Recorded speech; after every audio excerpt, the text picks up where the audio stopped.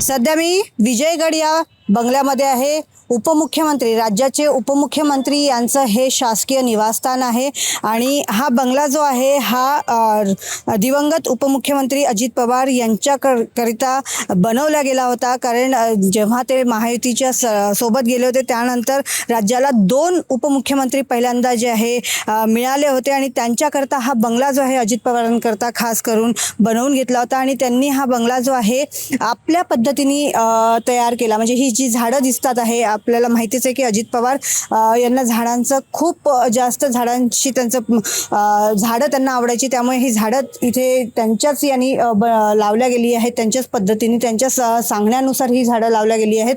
आणि आज हा बंगला जो आहे राज्याच्या पहिला महिला उपमुख्यमंत्री जे आहे सुनेत्रा पवार यांच्यात स्वागतासाठी जो आहे तो सज्ज झालेला आहे। पहिल्यांदा त्या उपमुख्यमंत्री झाल्यानंतर या बंगल्यात येत आहेत आणि त्याकरता जे आहे आपण बघू शकतो की तयारी देखील इथे सुरू आहे त्यांच्या स्वागतासाठी इथे। आणि पहिल्यांदा त्या नागपुरात उपमुख्यमंत्री झाल्यावर येणार आहेत आणि याच शासकीय निवासस्थानमध्ये त्या येणार आहेत आणि त्याच्यासाठी ही तयारी जी आहे ती सुरू आहे। हा हॉल जो आहे,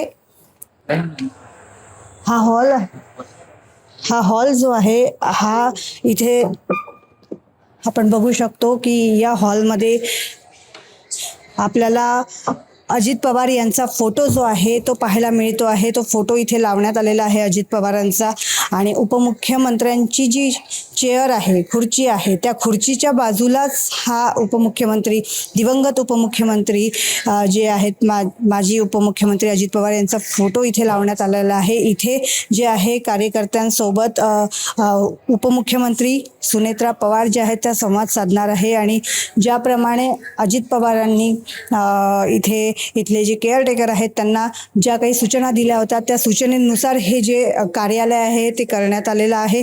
आणि आपण बघू शकतो की इथे जे भिंतीवरती काही फोटोज लावले आहेत त्याच्यामध्ये देखील अजित पवार यांचा फोटो जो आहे तो आपल्याला पाहायला मिळतो आहे।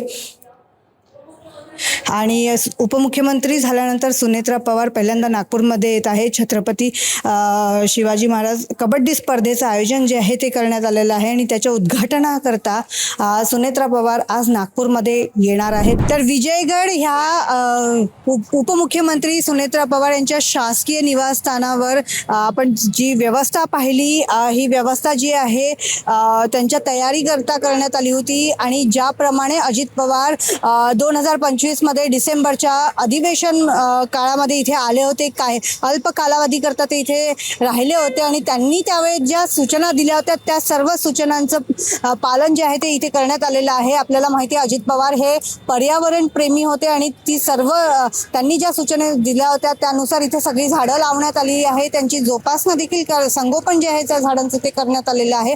आणि सुनेत्रा पवार या पहिल्यांदाच उपमुख्यमंत्री झाल्यानंतर याच विजयगड बंगल्यामध्ये येणार आहेत आणि आपण बघू शकतो आहे की बंगल्याच्या बाहेर देखील जे आहे हे पोस्टर जे आहे त्यांच्या स्वागताचं लावलेलं आहे कार्यकर्त्यांकडून। कार्यकर्त्यांमध्ये देखील एक वेगळाच उत्साह जो आहे तो पाहायला मिळतो आहे। कुठेतरी अजित पवार यांची उणीव जी आहे ती जी आहे कार्यकर्त्यांना नेहमीच भासणार आहे, परंतु कुठेतरी सुनेत्रा पवार यांच्यामुळे ती उणीव भरून निघेल का असं देखील आता प्रश्न जे आहेत ते उपस्थित होत आहेत। आणि त्यांच्या स्वागताकरता कार्यकर्ते जे आहेत त्यांनी हे बॅनर जे आहे स्वागताचं इथे लावलेलं आहे आणि विजयगड बंगला जो आहे त्यांच्या स्वागतासाठी जो आहे तो सज्ज झालेला आहे।